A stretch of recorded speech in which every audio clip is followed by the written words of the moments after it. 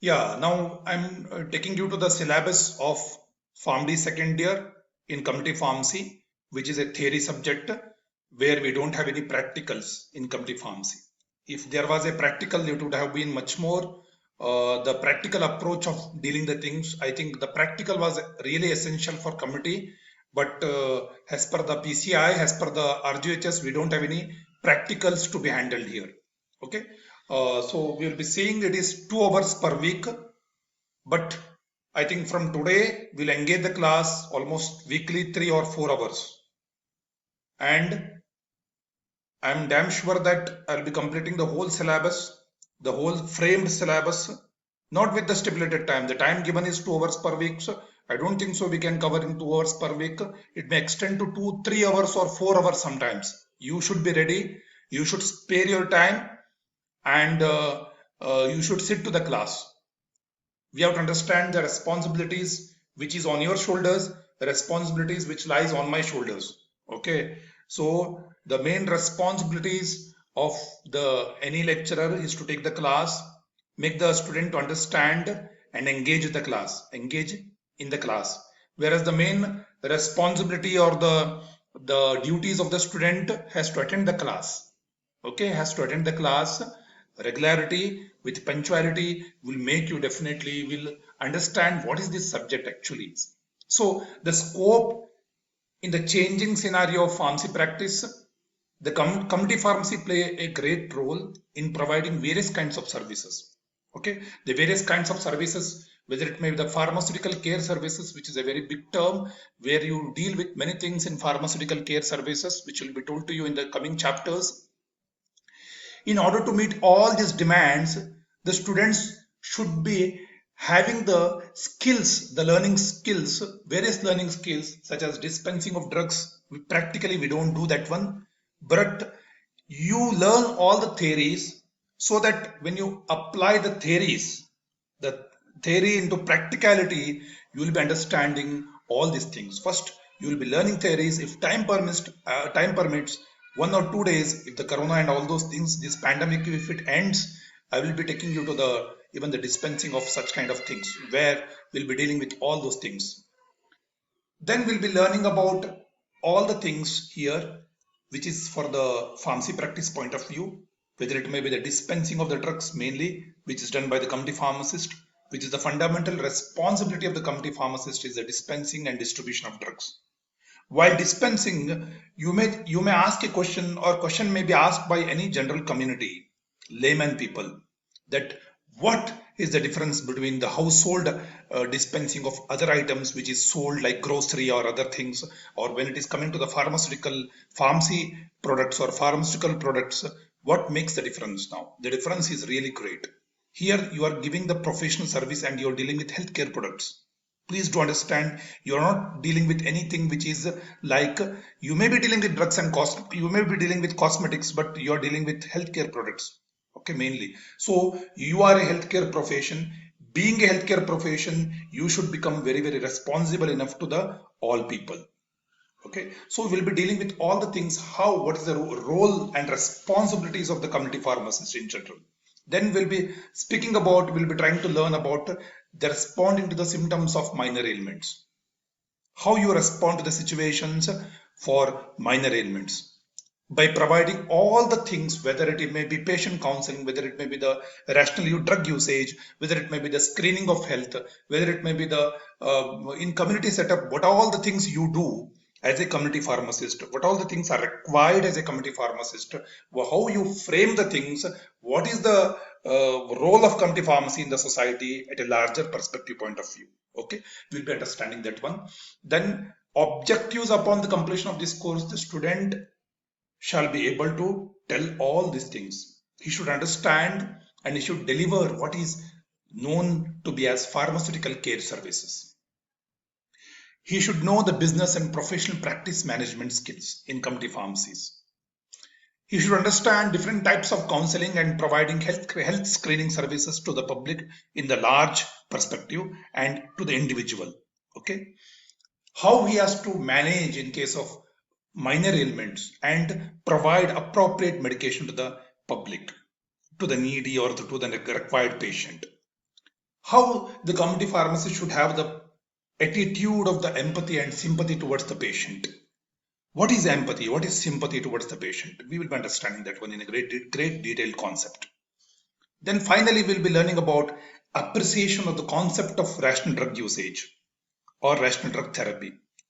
So how you implement the process of RDU, that is rational drug usage, or RDT, rational drug therapy, in the community pharmacy. How you are going to implement that one, and how you appreciate that one, how you appreciate all those things for the betterment of the community. Okay, so all the textbooks I'm telling you, the textbooks for community pharmacy, I prefer one of the important textbook with me is that community pharmacy for new age pharmacist. I'll be telling you afterwards. I'll be showing you the community pharmacy for new age pharmacist written by Dr. Atmaram Pawar. Is a good book according to me. Apart from that, you can follow any other books like Health Education and Community Pharmacy by N.S. Parmar. Even I do have that book. WHO Consultative Group report, I'll be sending you through PDF copy if it is available. Drugstore and Business Management by Muhammad Ali and Jyoti. And these are all reference books. I'll be sending you through this PDF copy I'm having, this both. I'll be sending you through WhatsApp or other platforms. So always I encourage and I insist all of you to learn the things. Okay, I used to tell to my students from many years that learning is a continuous and never-ending process. If you don't learn, how you progress the things? You cannot become a good pharmacist. Neither you can become good student, nor you can become good pharmacist, nor you can become a great personality. Okay, you should cultivate the habit of learning the things. Then only you can acquire the knowledge. So knowledge is very, very important. Knowledge is like a weapon. Knowledge is like a power within your hand. Okay, you should always keep on improving yourself day by day. Then only you'll reach such an extent that you will become one of the outstanding, competent clinical pharmacist or community pharmacist, whatever it may be. So this is the, I think, this same syllabus we're having. This is only for the last year. I think this year we don't have any practicality here. We don't have any practical. We don't deal with this. Is last year. I think by mistake I have taken use of this one last year. So here what we are studying: definition, scope of community pharmacy. It is a 50 hours. The program 50 hours session which has been given for community pharmacy.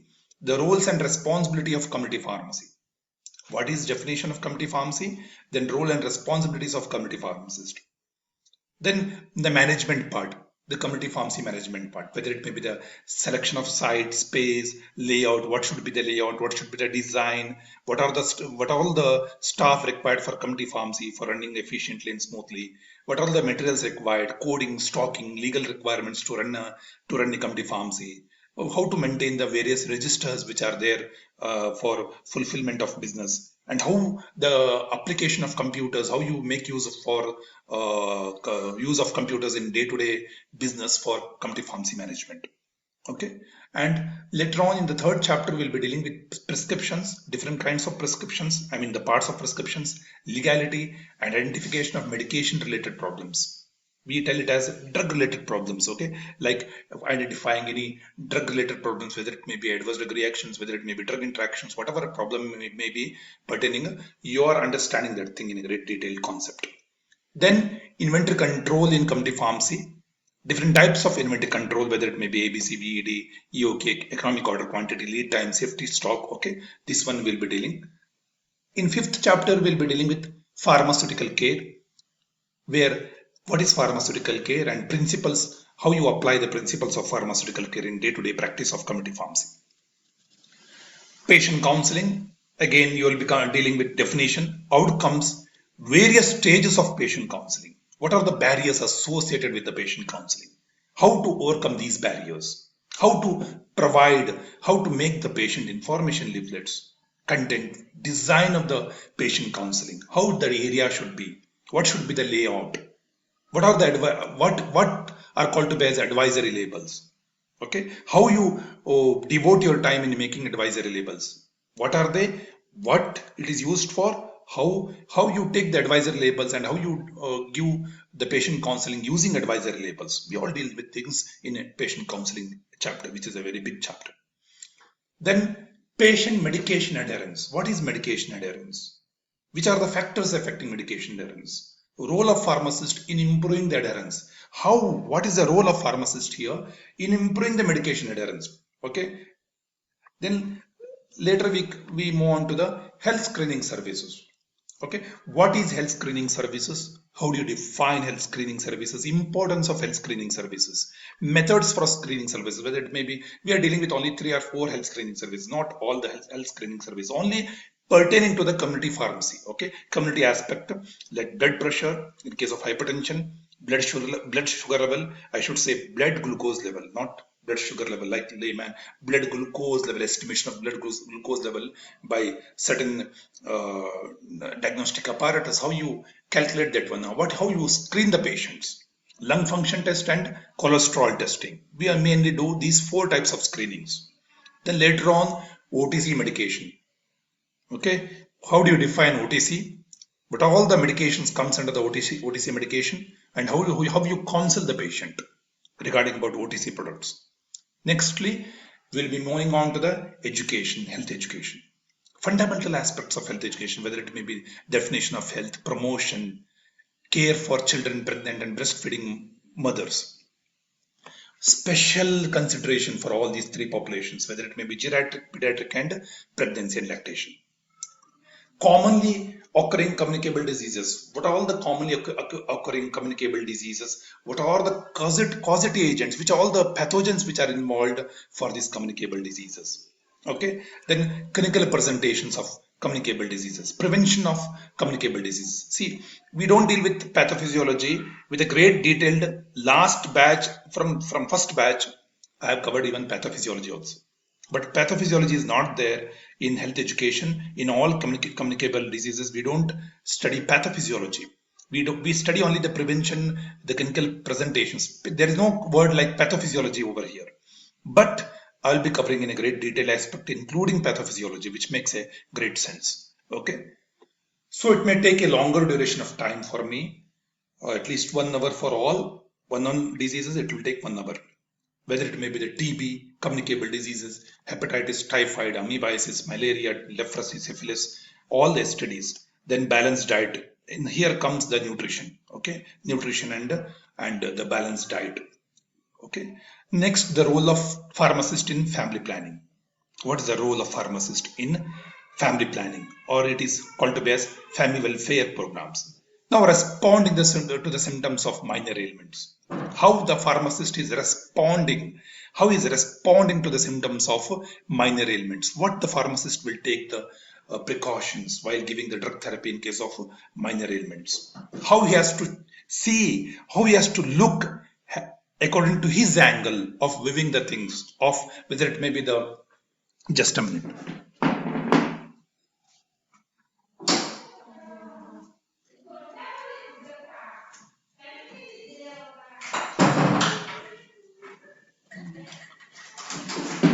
How he is responding to the situations, whether in case of minor ailments, whether it may be the nausea, vomiting, all these kind of GI disorders, all this comes under the GI disturbances, isn't it? Then whether it may be the pain pathophysiology, common drug therapy, whether it may be for all these things. Okay, here we'll be learning about pathophysiology because the relevant pathophysiology is mentioned over there. You can see the word pathophysiology is there. Ophthalmic symptoms, worm infestations, pyrexia, all these conditions we'll be learning with great detailed concept, and we'll be trying to understand the principles behind the minor ailments. Finally, last 2 chapters are left out. That is essential drug concept. What is meant by the drug, essential drug concept and rational drug therapy, and the role of pharmacist in essential drug concept and rational drug therapy. And finally, the last chapter would be the code of ethics for community pharmacy. What is code of ethics? How the pharmacist has to follow the principles of code of ethics at all times. The code of ethics is very, very important, and how it is pertaining to the community pharmacy, how he has to implement the code of ethics and law pertaining to all the pharmacy laws for establishment of well professional legal community pharmacy. this one community pharmacy in the society. Okay, now we'll be understanding all these things one by one. Today we'll be starting, and again where I have left out, I'll be starting with a great detail. Okay, now we'll be moving to the chapter 1.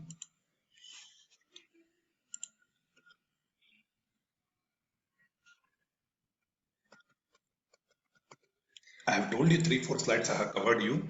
Here we'll be studying about introduction aspect, the development of pharmacy practice, the role and responsibility of community pharmacist, then status of community pharmacy in India, role of government in improving the status of community pharmacy, and the vision which has been given by the ex-president of India to upgrade, I'm using the word upgrade the pharma to the community pharmacy or the pharmacy in a Rajya perspective point of view. As I was telling you all these things in the last class, the word pharmacy is derived from the Greek word pharmakon, which means drug or medicine. See, whenever the word pharmakon, when it hits to you, you think it is a drug or medicine. You're dealing with medicine or drugs, which is one of the important entity. Without, you can't treat any diseases without medicines. So the medicines are very, very important, and pharmacists are like a medication experts. They are dealing with medications and medication related effects. Okay, just simple, the pharmacy is such a thing where they are dealing with medication and medication related effects, whether it may be the improvement in the patient signs and symptoms or whether the signs and symptoms are not improving. Okay, that is the meaning of the therapy. Failure of therapy or success of therapy. Only there may be two probabilities. So it is a profession. We have defined what is profession of pharmacy. Basic understanding of the profession of pharmacy is nothing but it is a science. It's a science of identification, selection, preparation, preservation, and standardization of suitable drug substances. You are selection of particular ingredients, preparation, then you prepare, preserve it, standardization of suitable drug substances. You are standardizing suitable drug substances and formulations thereof and distributing or dispensing these after confirming its rationality and rightness of therapy. So whenever you dispense the drug, you distribute the drug, you confirm the rationality of the prescription. Okay, the prescription is the thing we deal with prescription, especially in the community settings. We deal mainly with prescriptions, which has been written by the doctors. So you confirm the rationality and you confirm the rightness of the therapy. The therapy is right or not wrong. Whether the patient is improved by the therapy, improved by the prescription, improved by the medication, or his condition is becoming worsened. That is the main idea behind any therapy, the improvement of the well-being of the people. Any medication is meant for treating any kind of disorders, isn't it? Then we have seen all these things. Earlier, the profession, the pharmacy they don't have any separate ladder. In the 19th century, probably the pharmacist have made a separate cadre has been given to the pharmacist. Okay. Early days, what happens? I'm telling you, and I'm not reading it all, everything.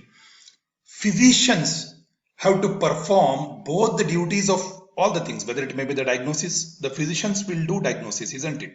The base for diagnosis, where diagnosis is done by the whole responsibility lies on the physicians, doctors. They used to do the diagnosis and even the compounding of medications. So two things were done by the doctors. There was no cadre or there was no branch of pharmacy. Okay, only during the second half of the European Middle Ages, I will be sending you one material for studying. See, you have to study. Only during that ages, during the Middle Ages, maybe in 19th century or that age, where pharmacists became separated under the name called apothecaries. Apothecaries, okay. So they again separated now. Now physician is how to diagnose the things, not compounding and medication. Whereas pharmacists, earlier they are called to be as druggist, drug merchants. I don't agree with these words, merchants, because merchants are nothing but traders. Give and take policy. We are healthcare professions. We are not traders. You don't take the money and you just give the supply. You supply the medicines to the people. No, you give the professional services. Still in India, it is called to be as a trade practice. Okay, then we have to change the word like trade practice. We have to make that we are having professional rapport with the patient. How you can do that one? It will be told to you in a great detail concept. Okay, one by one. So here apothecaries have been made where physicians, apothecaries were dealing with pharmaceutical chemists and drug merchants, druggists, were mainly involved in the supply of the medicament to the patient. At that time, a pharmacist ladder has been given, separate ladder has been created, separate division has been created, separate branch has been created for the welfare of the public and make the easy work for the physician. Okay, there was a separate branch existed, apothecaries. Okay, the pharmacist has been separated under the name apothecaries. So very important thing we have to understand here, the pharmacy practice, the pharmacists are recognized as technical experts. Okay, technical experts where more emphasis, more importance were given to the science of the product. If you take the account of, I'll be telling you the important things, please try to understand. B.Pharm education is more focused on industrial oriented syllabus. Being a B.Pharm, I have completed my B.Pharm, then PharmD. B.Pharm syllabus has been framed with the view of industrial expertise or to become thorough in the industrial knowledge. So they have added, please try to understand, science of the product. So science of the product means mainly dealing with the science of the product. They are called to be as technical experts in dealing with all, whether it may be the manufacturing, formulation, development, how to formulate drug from this thing to this thing, depending upon the requirement for ease of administration. Okay, all these things were actually that is a focus on the B.Pharm actually. But PharmD, introduction of PharmD syllabus or M.Pharm pharmacy practice, again PharmD syllabus which came into 2008, more opportunity were given to the patient care services. But till today, the patient care service is very less, because the patient care services, why it is very less? Introduction of PharmD curriculum is very just 2008 it has been introduced. So acceptance criteria, everything it has to grow now. It is an emerging profession. Okay, whereas in many countries, in developed countries, already the profession has been emerged to such an extent that they're having a divisions in 19-20 divisions they are having. Okay, in pharmacy practice itself. So they have reached the level of the systematic giving they are called to be as pharmaceutical experts, or they are called to be as pharmaceutical legal advisors. One who can take the decision of drug making authority, drug prescribing authority. Okay, but we are in a state of developing countries. We are having because we are developing countries, we are in a state of emerging now. Still slowly we are developing, and we are, because see, it has to become inevitable, because when we have married, I'm using the word, see, when we have married to the Western system of education, we should, there no drug is safe. You believe no drug is safe, and every drug will be having certain amount of side effects. Every drug will be having certain amount of unwanted effects, whether it may be the adverse effects or drug related problems will be there. And for that time, and having been said that pharmacist is becoming a very legal person, one who is expert in the medication. Okay, when he's expert in the medication, in the field of medication, this is the medication has to be given to the patient, depending upon the need of the patient, depending upon the patient-centered effort. All these words, what I'm telling you, I'll be explaining you in a great detail in the coming chapters. Okay, so what is pharmacy practice? Pharmacy practice is an art. I'm telling you, not community pharmacy practice, where only it is related to the community. It's a very broad area. Pharmacy practice is a very broad area. If you tell me who I am, I'm not a pharmacy practice lecturer. I'm a clinical pharmacy lecturer. My work is little bit not that much broader when compared to pharmacy practice. Is a very broad terminology, where again there are many divisions in the pharmacy practice. It includes hospital, clinical, community, drug information. All these aspects will be included in pharmacy practice. Where I say that my job is I'm a clinical pharmacy lecturer rather than the pharmacy practice lecturer. So pharmacy practice is an art and science of performing of different patient care activities. It's art and science of performing different patient care activities, especially related to the prevention, correction, and avoidance of drug and therapy related problems involved in the prevention or treatment of illness with dispensing of quality medicines as their prime function. See, pharmacy practice involves clinical pharmacist, prevention, correction, and awareness of drug and therapy related problems. Later on, here again, see dispensing of quality medicines also coming into the picture, where the hospital pharmacist or the dispensing pharmacist will be doing that thing. It is not the work of the clinical pharmacy. So I'm telling you, it's a very broad arena. So what the pharmacy practice, even the definition says, it starts from all these things which may be the different kind of patient care activities. All these things are what I told related to the medications, drug related problems, ensuring rationality in drug use. What rationality you are checking now? What is meant by rationality? You will be told. And promoting health in that term. So rationality, I used to tell always, there are 5R principles of rationality. Right patient, 5R. Always remember 5R principles of rationality. Okay.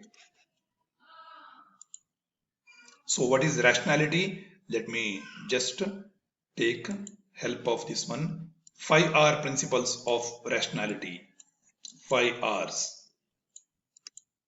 What is 5Rs? So we have to define what is 5Rs now. Rationality. Right patient. I'm using mouse. Right patient. Okay. First thing, right drug. All right. Okay. I'm not using that one again. Right drug. First, right patient. Right drug. Right drug has to be given to the patient. Right drug means I'll be telling you. Right patient, drug, time of administration. Before that, dose. One more thing, which is very, very important. Dose. Time of administration. Route of administration. Route. 1, 2, 3, 4, 5. This is 5Rs. Okay. First R, right patient. You are trying to identify, I'm telling you the principles of rationality. Please focus on that. Okay. Right patient, you are delivering the therapy and you are selecting the right patient. How you have to do that one? By patient ID number. I'll be telling you these incidents which took place in, I don't want to disclose the name of the hospital or the institution that took place when I was doing B.Pharm, and I was in hospital actually because we were having a subject called clinical pharmacy and therapeutics in finally B.Pharm, and when I was talking with the hospital pharmacist, this wrong thing went in the hospital. There were two kind of patients in the hospital. One is patient having diabetes mellitus, another patient is having hypertension.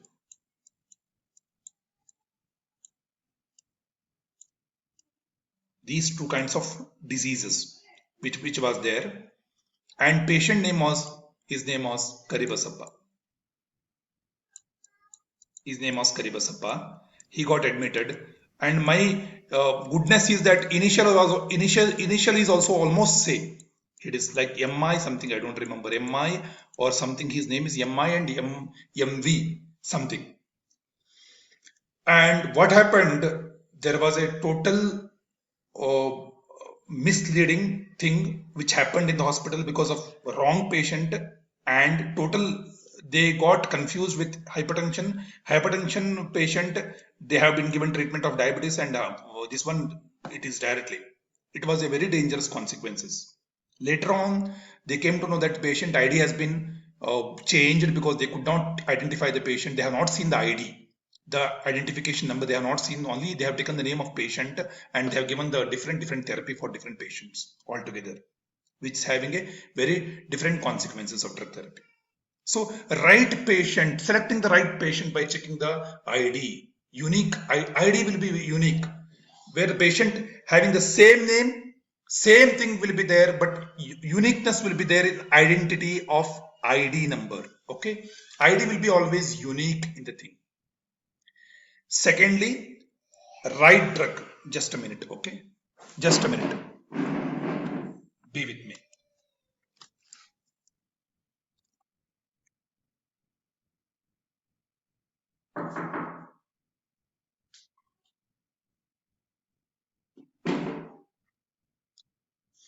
A right patient, and we have been understood what is right patient. Then a right drug has to be given to the patient. When you don't give the right, you have selected the patient and doctor, maybe he has not given the drug which has to be given to the patient. He has selected the wrong drug, maybe by chance. See, we are all human beings. Doing no harm. There's a beautiful word which has been given to the patient, which has been told in the healthcare sector, doing no harm. Doing no harm. Okay. Kindly excuse me, the kid is very, I mean, tomorrow it will be, I don't think so that tomorrow it will happen, because tomorrow we'll be in college and definitely these things will not emerge in tomorrow. Okay. And so what I'm telling you is that doing no harm is the main thing what we are telling here. And the main thing here, what I want to tell you is that right drug, if you select the wrong drug itself, everything will fail. Okay, so right patient, right drug which is meant for curing or reducing or prevention of particular ailments. Secondly, what we are discussing, dose. This is very important. Many times in case of adverse drug reactions, we see it is a dose dependent. Type A reactions, if you take into account, it is dose dependent. Dose dependent means mainly the dose influence is very high. When the dose is increased, the effects are increased, the side effects are increased. So right kind of dose, if you put, suppose if I tell it is 0.5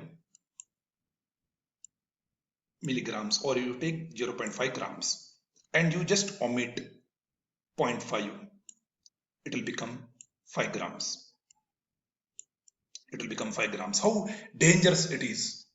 Almost, see, it's how many times it is. So dose is very important criteria. Right patient, selection of right patient, right drug, right dose, time of administration. Time tells about the frequency.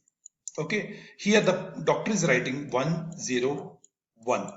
Okay, I will write here 101. This may be the prescription which is written by the doctor. Now he is writing morning 1, afternoon there is no intervals, or we can keep this one also 111. So actually, if you take into time 24 hours, when you divide it by the 8, it will become 8 threes. So a gap of 8 hours interval should be there. For each 8 hours, you have to give the drug therapy. That is called as time interval, I should say. The time interval. The frequency of time has to be maintained every 8 hours. Okay. The frequency has to be maintained every.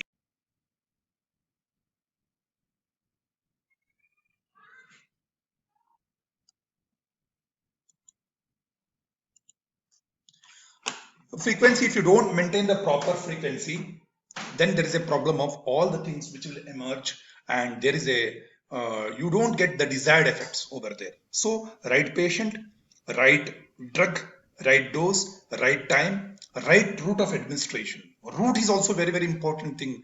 There are different kinds of routes which we use. You study in pharmacology, you don't study here, where it may be oral routes, or it may be the IV routes, it may be the CSC route, subcutaneous route, it may be any kind of route, whether it may be the sublingual route. Any kind of route, when it is taken in that route only, then it will be helpful to the patient. So this desired action will be there.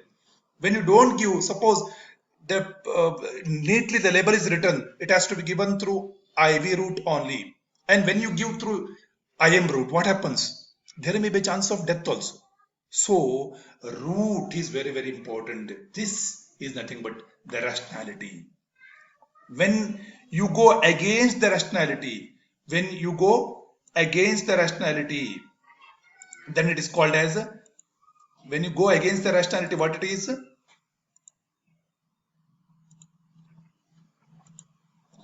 When you go against the rationality is called as 5 E's.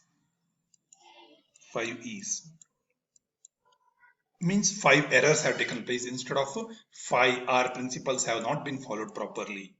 5 R principles has not been followed properly, and there is an error has taken place in the things which is the main work of any pharmacist. I'm telling you, the backbone or the fundamental responsibility of any pharmacist. Please make ensure any pharmacist, the backbone, which is a fundamental responsibility of any pharmacist. He may be a clinical pharmacist, he may be a community pharmacist, he may be a hospital pharmacist. Different things are there in hospital pharmacist. Let us not go to the detailed extent of hospital pharmacist. Apart from dispensing, he may be engaged with the manufacturing of sterile products, manufacturing of central sterile supply room.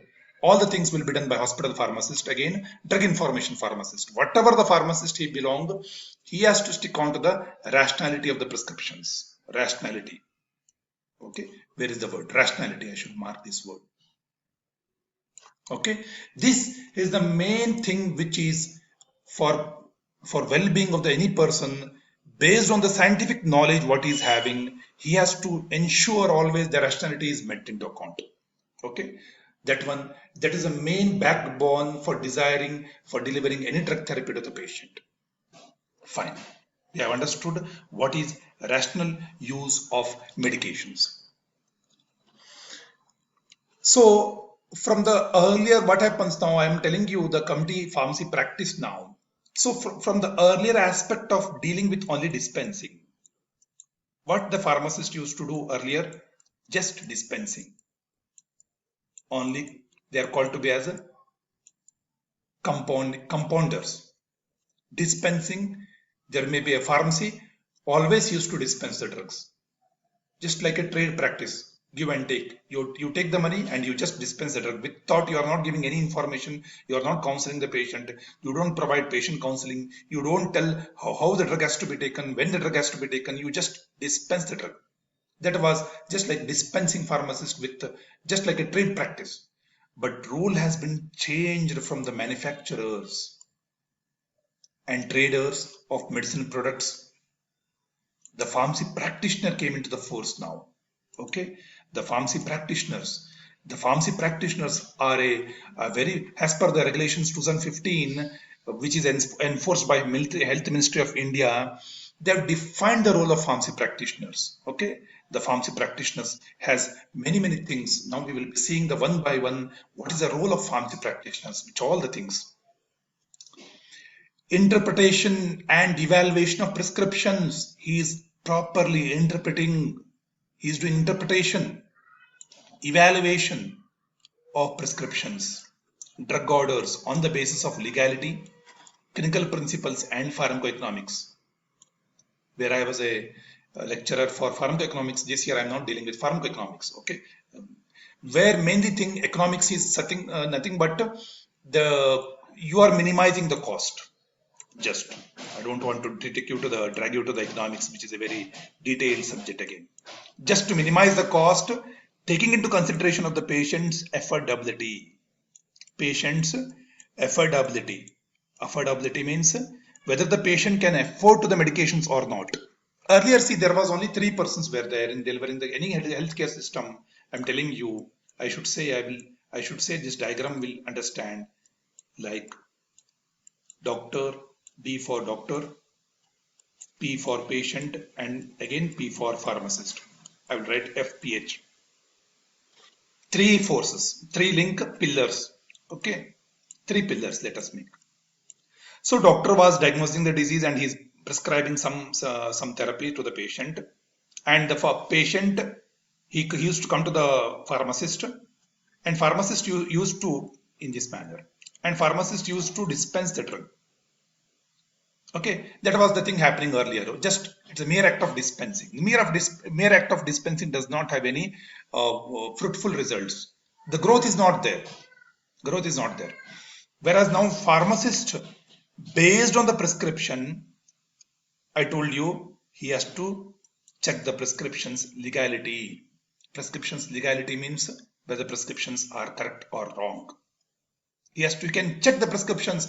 In a case, he can send that prescriptions back to the healthcare authority. That prescription, there is some problem with the prescriptions. Prescription is legality is a very big word again. Prescription legality. Prescription is found to be something haphazardly written. In this way, they will write no doctors. What is they will understand in this way?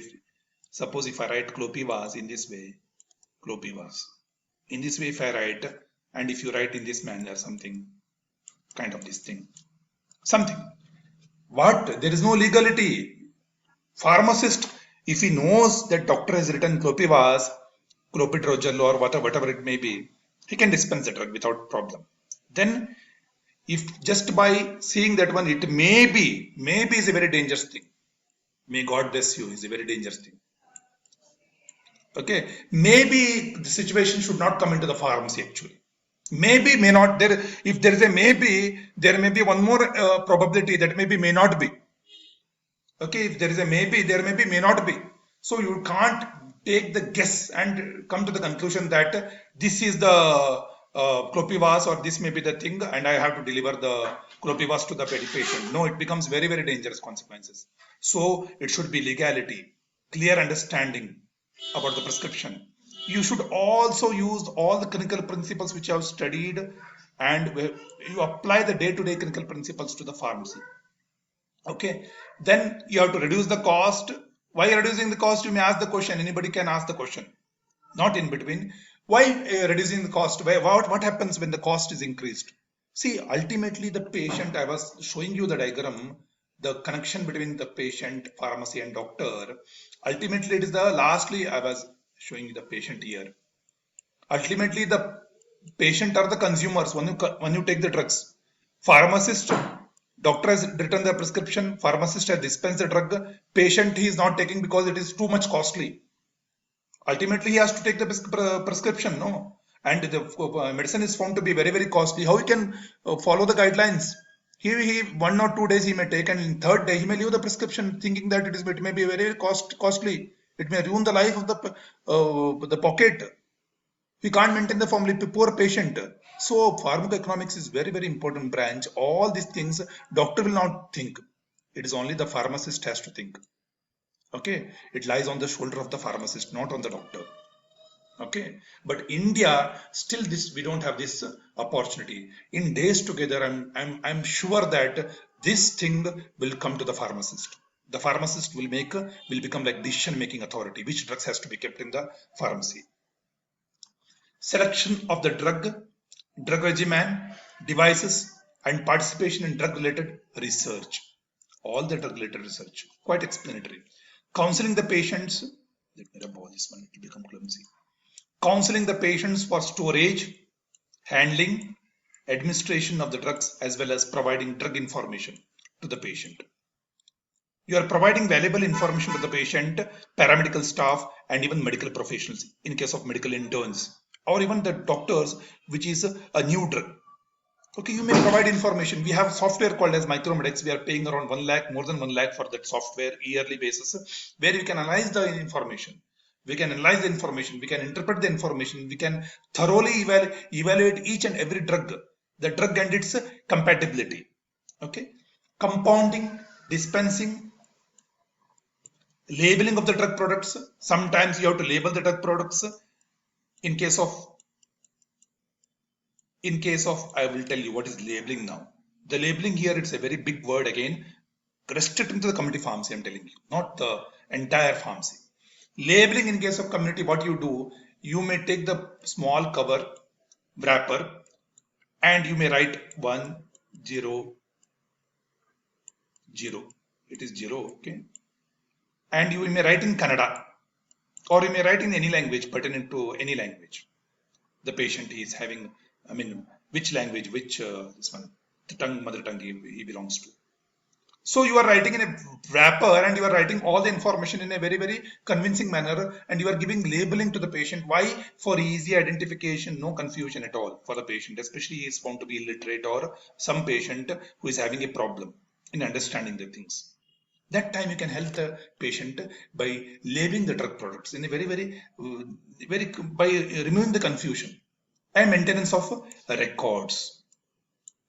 Advising on non-pharmacological aspects of health promotion. Now you are advising the non-pharmacological aspects of health promotion and well-being. So you are advising the non-pharmacological aspects also. Apart from pharmacological aspects, you are advising the non-pharmacological way of dealing with things. First you consider the two types of therapies. One is the non-pharmacological approach. This is therapy. Let me write here. One is non-pharmacological approach followed by pharmacological approach. Directly you don't start with pharmacological approach. Directly no doctor, no healthcare provider will start with pharmacotherapy approach. It's always the non-pharmacological approach is very, very important.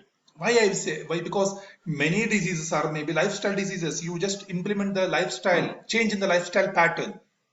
Well-being of the patient can be changed, can be improved by changing the lifestyle habits, whether it may be the hypertension, whether it may be the diabetes, earlier onset.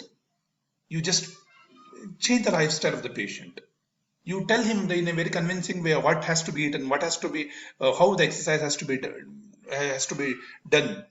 What is the role of exercise? Food is a medicine. Okay, all these things can be implemented, and you can tell to the patient.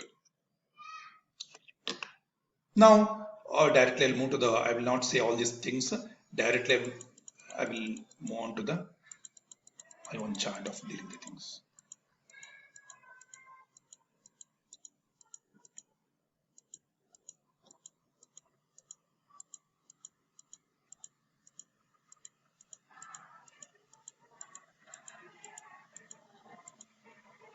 Now, let us understand this thing. Now, what is community pharmacy practice? It's a science of identification, selection, preparation, preservation, what we have standardization, distribution, dispensing, conforming its rationality, which has been told to you in a great detail, rightness of the therapy, both go hand in hand. Okay, rationality and rightness of the therapy. And last one is for all these things, what we have seen, all these things, 1, 2, 3, 4, 5, 6, 7, 8, 9, 8, almost 8. All these things, you start from identification till the well-being of the people is meant for only for welfare of the people, welfare of the mankind, welfare of the society. Okay, that is the main principles behind the community pharmacy practice. Okay, then we have seen the classification of community pharmacy practice. Now I am telling you the classification of community pharmacy practice. Now the community pharmacy practice has been classified into different regions now. Okay, now we'll be I'm telling you, I will change the word. Rather to change the word, it's not community pharmacy practice, it's a pharmacy practice. There is a small mistake, okay, while typing. It's not community pharmacy practice, it is a pharmacy practice. I told you the pharmacy practice is a very broader focus. When the pharmacy practice, please try to understand, the time is running. The pharmacy practice, when it is applied to the community area, when the pharmacy practice, when it is applied to the community settings, is called to be as community pharmacy. Then what is community pharmacy? Community pharmacy is nothing but it is a legally established premises, okay, where the premises is established legally, where the drug control departments, where they give permission to establish the premises for you. You have taken the permission from the government, this one permission from the drug control bodies, from the drug inspectors or the assistant drug controllers. You being a registered pharmacist who are involved in dispensing of medications. Okay, you are being a registered pharmacist. Registered pharmacists are those, please try to understand definition. Registered pharmacists are those whose name has to, first you should become a minimum education for becoming a registered pharmacist is a diploma in pharmacy. So diploma in pharmacy is the minimum education. What is the minimum education to become a registered pharmacist? D-Pharm. I will write it. So what is the minimum education? D-Pharm it is to become a registered pharmacist. Then how will he become? This is the qualification. Then he has to undergo 6 months of training. Then he has to produce the training certificate. He has to take his name has to be registered. His name has to be entered into the Karnataka State Karnataka State Pharmacy Councils, Kerala State Pharmacy Councils, Andhra Pradesh State Pharmacy Council, whatever the state he may belong to. Okay. Now his name has been registered in particular state pharmacy councils. He is having qualification. He is having training. He is called to be as registered pharmacist. Who are called to be as registered pharmacist, whose name has been entered after qualification of minimum education of D-Pharm is a minimum education, which is a 2 years education after second year PUC science. Then he is undergoing D-Pharm. He is a qualified pharmacist and his name is registered in state pharmacy councils involved in dispensing of medications. Okay. Now, what is the main aim? His main aim is promoting of individual health, or whether it may be the aim of promoting individual health or the public health in larger perspective point of view. Okay, almost 80% of pharmacy qualified persons are committee by dispensing quality medications. Okay, we have to understand that thing. When the same pharmacy practice, again I'm telling you, when the same concept of pharmacy practice, when it is applied to the hospital, when the same pharmacy practice, when it is applied to the hospital pharmacy principles, it is called to be as hospital pharmacy. Now again the area is different now. The pharmacist here, again hospital pharmacist is a profession. He is a registered pharmacist.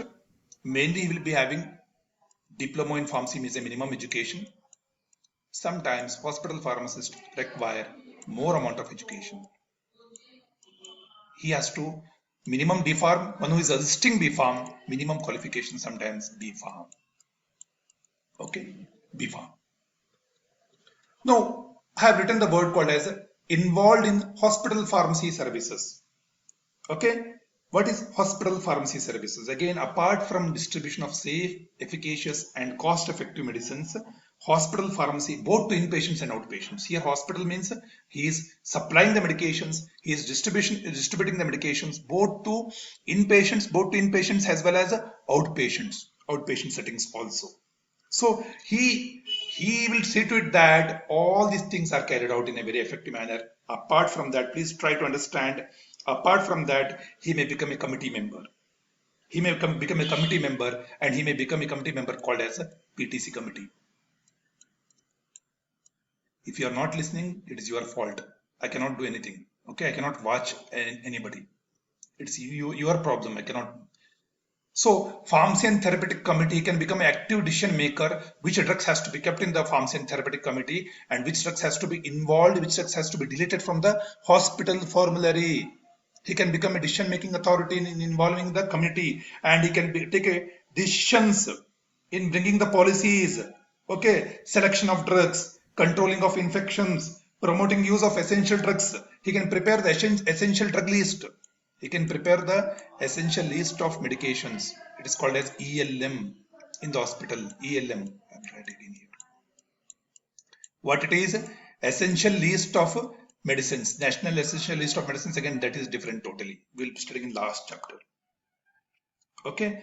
Now, taking into consideration of all these things, hospital pharmacy is involved in other activities also apart from this one. His area is different pharmacists are involved. Okay.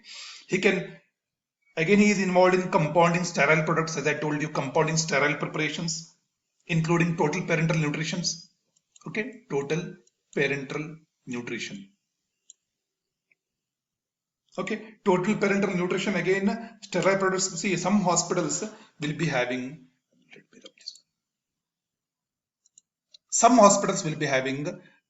I have seen. I had been there. So many hospitals like Narayana Hridaya Hospital, Apollo Hospital, Fortis Hospital, very big hospitals, they have their own large volume parentals area or small volume parentals area, small volume parentals, including total parental nutrition. They prepare, they label, they start their own preparations, whether it may be the large volume parental preparations.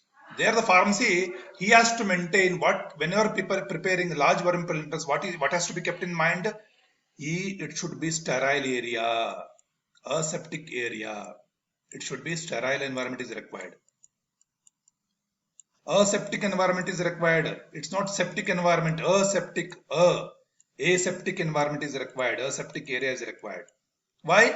You are making the sterile preparations over here, and when you are doing the sterile preparations are stored, and it has to be kept in mind that aseptic area is required. Okay. Nextly, we will see the clinical pharmacy. Whether all of you are there? Kavana? Okay. Last 5 minutes I will take and I will continue tomorrow. Okay. Already it is time is going fast. Nextly, I will tell you when you apply the principles of pharmacy practice to the clinical pharmacy, that is called to be as clinical pharmacy practice. Community pharmacy practice, hospital pharmacy practice, clinical pharmacy practice. When you apply the principles of clinical pharmacy practice, it is called to be as clinical pharmacy practice. Now, what is this clinical pharmacy practice? I was telling you just a minute.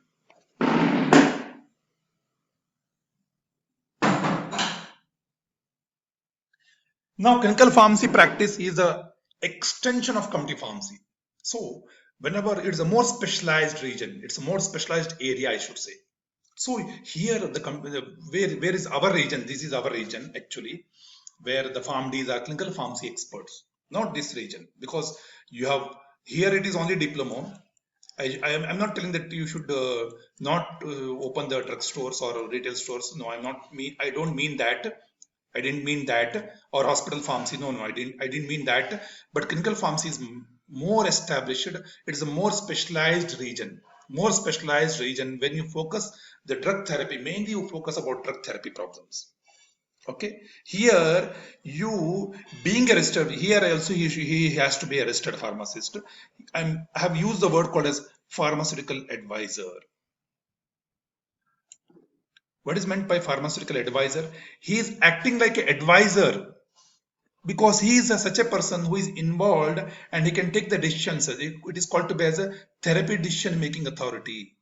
I'm using the word therapy decision making authority. So the pharmacist, he's a legal expert in the medication because he has studied 6 years of extensive degree, maybe PharmD or M.Pharm pharmacy practice after B.Pharm. He know the in and out of the pharmaceutical services, which is a very great broad area. What is pharmaceutical services, which will be told to you in the coming chapters.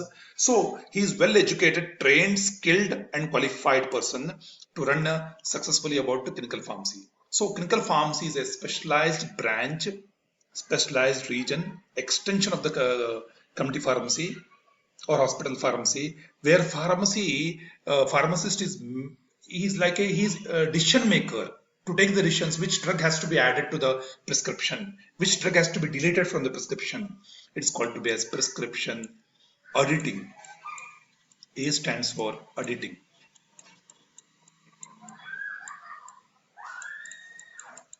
Auditing of the prescriptions. What is auditing? You have heard about auditing, no? Audit. They will tell no audit. Auditing is for money purpose. Here, prescription auditing. In case of prescription auditing, you edit the prescriptions and you have the chances to edit the prescriptions. You are the legal person to edit the prescriptions. You can take the, you can bring the some problems in the prescription. You can bring that problems to the, you can notify that problems to the doctors or higher authority. This is a wrong thing which I have seen. Dosage, whether it may be the rightness of the therapy, whether it may be the drug-drug interactions have notified, or drug-food interactions is there, or whatever the interactions, it all involves, it's a very big area. You are mainly involved in DRPs. You are mainly involved in DRPs. What is DRPs? Drug problems. Okay, DRPs are drug problems, drug related problems. Related. See, I'm using the mouse, so I'm not using the pen or something else. So it is very difficult for me to tackle. So drug related problems, you are minimizing the drug related problems. You will see to it that a patient can get good medication with least side effects. I'm using the word. Patient should get good medication with least possible side effects as far as possible. Then to optimize the therapy, to optimize the efficacy of the drug product, you use the all strategies you have learned, you apply that one for effectiveness of the treatment regimen. What is you are using for effectiveness of the treatment regimen? Why you are using effectiveness of the effectiveness is a very great thing. Again, I don't want to tell it because as a pharmacoepidemiology lecturer, I don't want to go to the effectiveness of real sense of word. Okay, so the real sense of word, you want to minimize all the side effects, minimize all the side effects associated with the medication, improve the effectiveness, or I should say improve the efficiency. I should say improve the efficiency or improve the condition of the patient by using the right treatment strategy. Okay, that is the meaning of clinical pharmacy. Very broad area where you deal with. There are many specialties existing after PharmD in abroad. Already JSS have started. Every class I will be telling you the opportunities. Okay, JSS has started residency fellowships. JSS is the first institution which has started residency fellowships in oncology. 2 years program for PharmD, only for PharmD. Okay, 2 years program for oncology and nephrology. It's a residency program in oncology and nephrology after PharmD. Okay. Nextly, one more area is there that we have to cover. No? Last area, classification of pharmacy practice. Classification of not community pharmacy practice. It is classification of pharmacy practice only. Drug information pharmacist. We are having drug information center in our hospital, DIC or PIC, drug information center, or poison information center, DIC or PIC. Where again I'm telling you, you see all these things, all these words continuously. Rational use of drugs. I told you about rationality, same thing, rational use of drugs. Patient compliance, proper use of drug and drug delivery systems or devices. How to use the drugs in a proper manner. You may feel that what's there in use of proper use. See, 90% I'm telling you, 90% they don't know how to use the inhalers. 90% of the patient, they don't know how to use the inhalers properly. So reduced therapeutic efficacy, TE, therapeutic efficacy. So 90% of the people, they don't know how to use the inhalers. So how you can expect good therapeutic benefit from the patient when he don't know about how to use the inhalers or the devices? You are the patient, you can bring all the drug therapy problems, drug related problems, I should say drug related problems or medication related problems, you can address and you can inquire with the person called as a chief decision making authority, who is called as doctor. You can advise the doctor, you can assist the doctor. This is a drug where I have seen the interaction is notified with me with this software. I have seen interaction is there. So this drug is reducing the efficacy of other drugs. Sir, there should be a gap of at least 1 or 2 hours. You're telling the doctor with the help of analyzing the drug therapy. You are reducing the problem. You are reducing the adverse drug effects. You are reducing the drug interactions. You are reducing the drug related problems. You are providing valuable information. That is the role of drug information pharmacist. Always, when you don't understand the word, you split up into 2 or 3 different words. Here there are 3 words.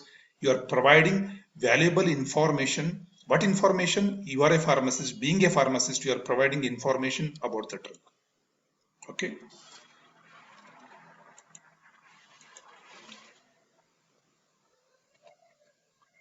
Now, 7-star pharmacist. What is some? Please be patient. Okay, I'll be 2 slides are left out last to complete this whole. Whether you want me to stop or you want me to take Kamana, you want me to break here tomorrow? Shall we continue, or you want me to take means I can continue? Sir, continue, sir. Okay. See, the pharmacist, they are given the name called as 7-star pharmacist for a pharmacy. Okay, 7-star pharmacist has been given for the pharmacy. Caregiver, the pharmacist has to become caregiver. What is caregiver? What we are discussing about, the WHO has told pharmacist as a 7-star pharmacist. WHO, World Health Organization, has given this word. The pharmacy is a 7-star profession by the name. So what is 7-star, which is identified, which is nothing but the future role of the pharmacist, future pharmacist. This has been given in 1977. See how much back we are. We are just developing countries. We only know to make the population. Okay, we don't know about all this reading and innovation. We are only knowing about populated countries. So caregiver. First thing, caregiver. What is caregiver? To provide various aspects of the patient care, providing various aspects of the caregiver to the individual and the population. Okay, he is giving patient care. Caregiver means for individual patient or the whole public. He is acting like a caregiver.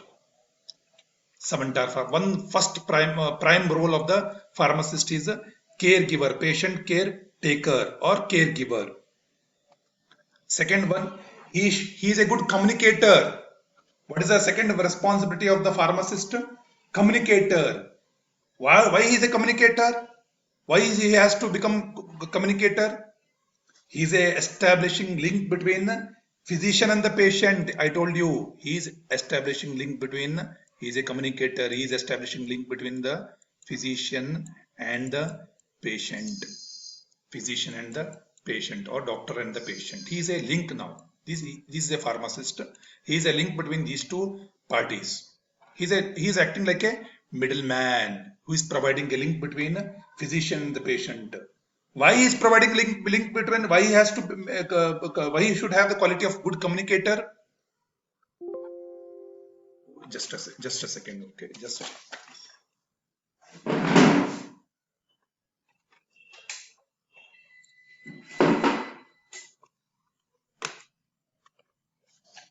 Yeah, why he has to provide a link between, he has to become communicator.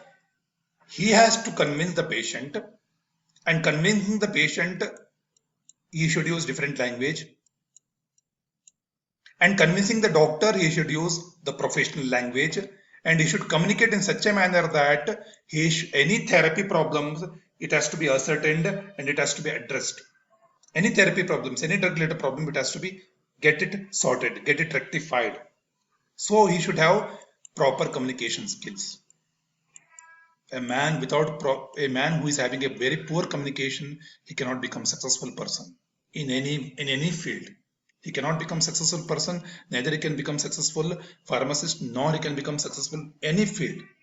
The first and the foremost responsibility which is required is communication skills. If you become a good communicator, you can become a good convincer. Okay, convincer and communicator, two things.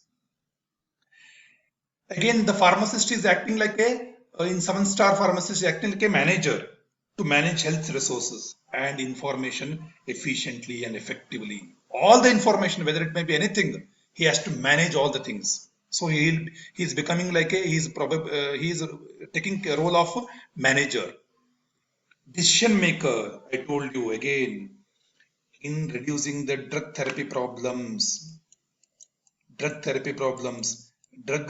related problems. Okay, drug related problems. What is, he is making a decision making authority.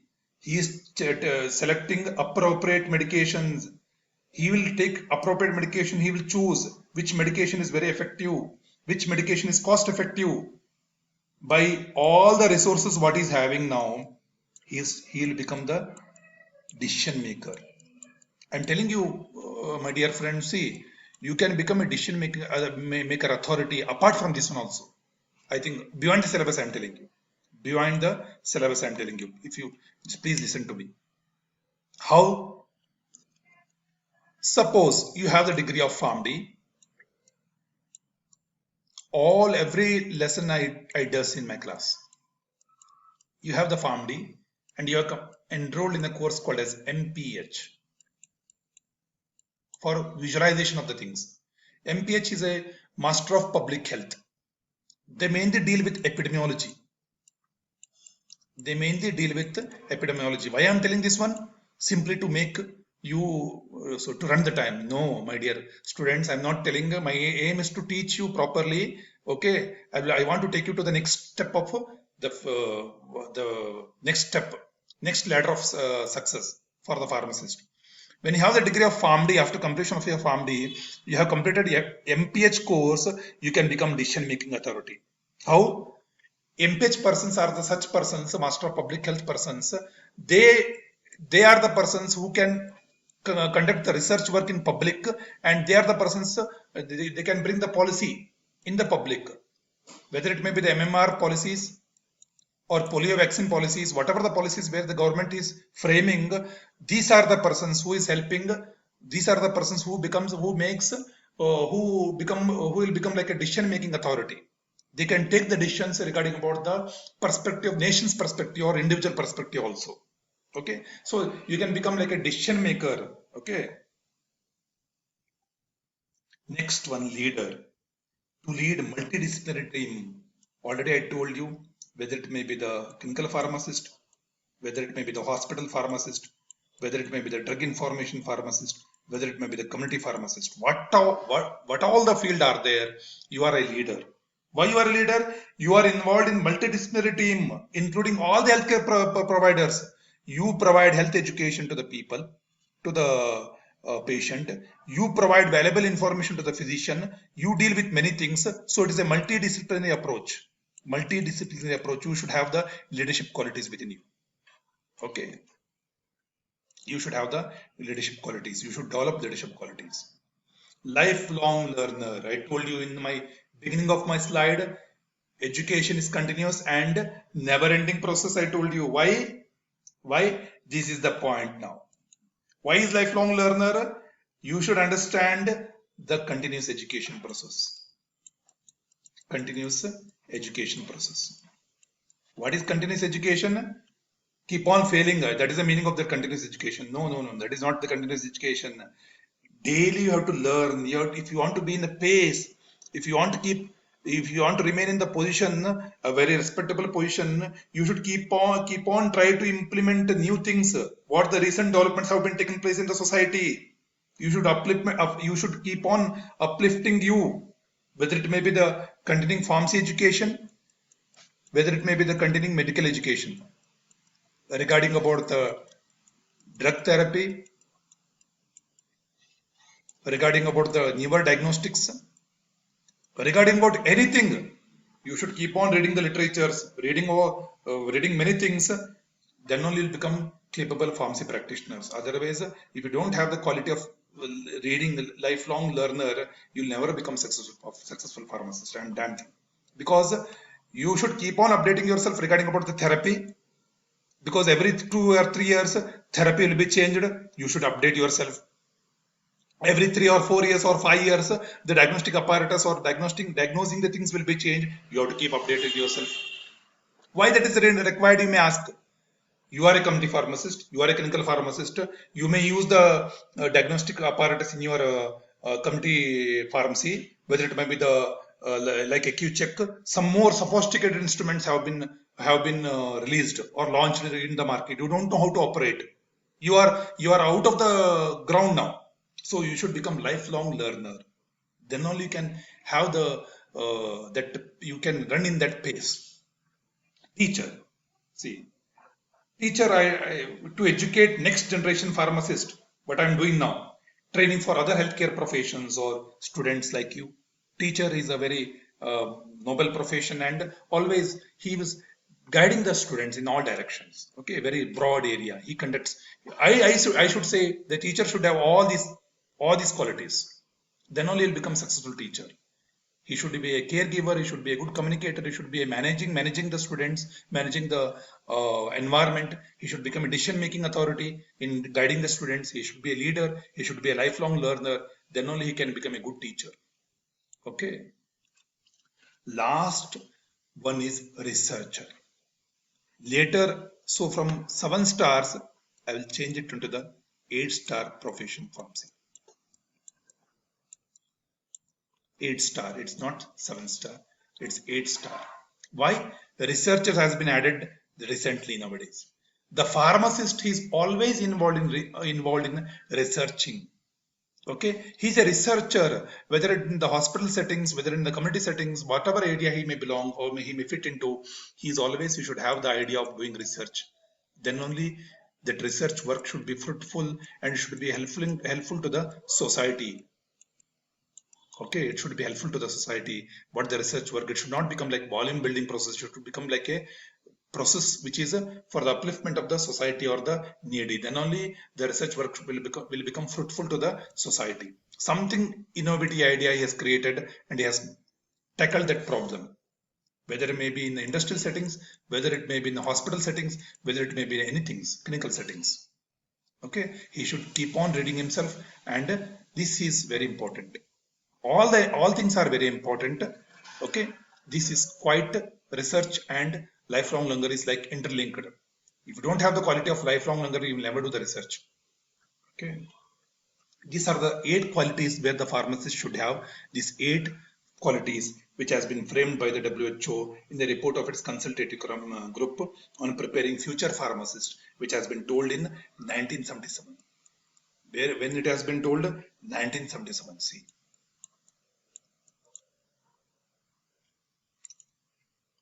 Now, lastly, I will tell you about role and responsibilities of the pharmacist. Establishment of professional pharmacy. So, I'm stopping here. Tomorrow, timings will be told to you because already it is 1 hour, more than 1 hour. So, I have started at 4:17, 4:20. I have started almost. It is 1 hour. So, we'll be stopping here, giving a pause here, little bit of pause. Tomorrow, we'll meet at same time. I'll be giving you the timings. Timings will be notified to you. Please try to understand, come to the class, understand the class, and you should have the patience. Always become 8-star pharmacist. Okay, always have the implementation of 8-star pharmacist in your life. So to become competent and good clinical pharmacist, responsible pharmacist, responsible citizen, you should adopt the 8 principles of pharmacy. Okay, thank you. Having said that, I would like to say thank you to all of you for patient hearing. Thanks.